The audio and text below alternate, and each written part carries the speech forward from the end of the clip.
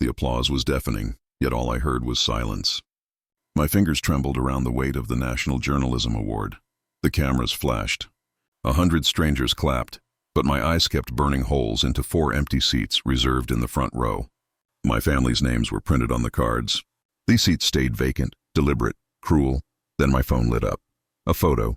Them, my parents, my brother, my sister on a beach. Drinks raised. Laughter so wide I could hear it through the screen. The caption finally free. The audience rose for me. My family chose to disappear. That's when the stranger appeared. A man in a dark coat, standing just behind the curtain, eyes sharp as broken glass. He pressed a rusted key into my palm. His whisper cut through the roar of the hall. They've been lying to you for 17 years. My blood froze. I once believed in them.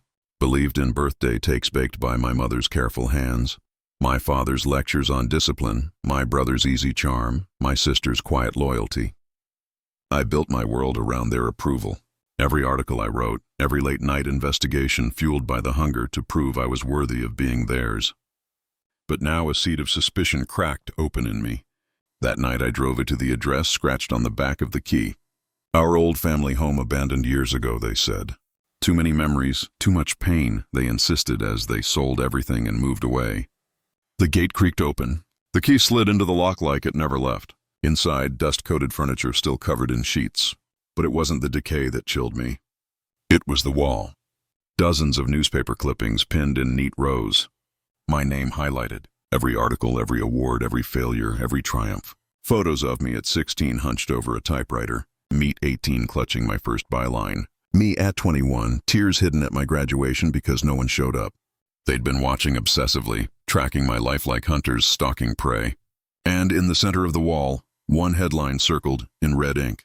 Local journalist investigates corporate embezzlement. The company I exposed, my father's employer. It unraveled quickly after that. Quiet research, long nights, calls traced to numbers I knew by heart. I dug deeper the way I always had.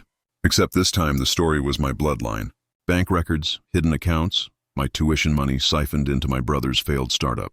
The mortgage my father claimed he paid off, covered by my first book advance, stolen before I saw it. My sister's wedding. The lavish photo splastered online bought with my scholarship fund.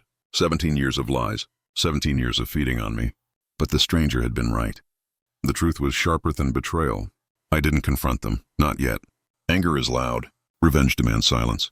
I set traps with the precision of a surgeon. Anonymous leaks to the press about the charity my father managed.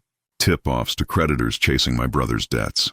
Quietly forwarding documents to authorities about tax evasion signed by my mother and the house. I kept that key close. It was more than bricks and shadows. It was evidence, a monument of their obsession with me. I knew it would end where it began. The confrontation came weeks later. They returned from yet another vacation. Glowing, sunburned, smug. I was waiting at their doorstep, award in hand. Smile frozen like glass. Why are you here? My mother sneered. Thought you'd be too busy chasing your little stories. I said nothing, just handed her an envelope. Inside, subpoenas, frozen accounts, a foreclosure notice. Her face drained of color. My father ripped the papers from her hands. What the hell is this? I met his rage with calm, the life you built on my back collapsing. My brother laughed nervously, still drunk on the illusion of safety. You wouldn't, I already did. I turned my phone around, showing them the wall of clippings from the abandoned house. Their shrine to me. You never stopped watching, did you? You never stopped feeding. Silence. They finally understood. The fallout was brutal. Their names blacklisted, their accounts seized, their reputations shredded in the very papers that once printed my bylines. I didn't shout, didn't cry. I simply watched as they unraveled, the same way they watched me grow, silently, obsessively, until Thestry ended. But unlike them, I didn't abandon blood. I left the key on their table, the rusted metal heavy with the weight of 17 years. This was your mistake, I said, thinking I was still the child you could starve. Now, months later, I sit in my apartment surrounded by awards I no longer care about. My phone doesn't light up with family photos anymore. Only silence. But silence is better than betrayal. I've learned something the hard way. Blood isn't loyalty. Blood can be poison.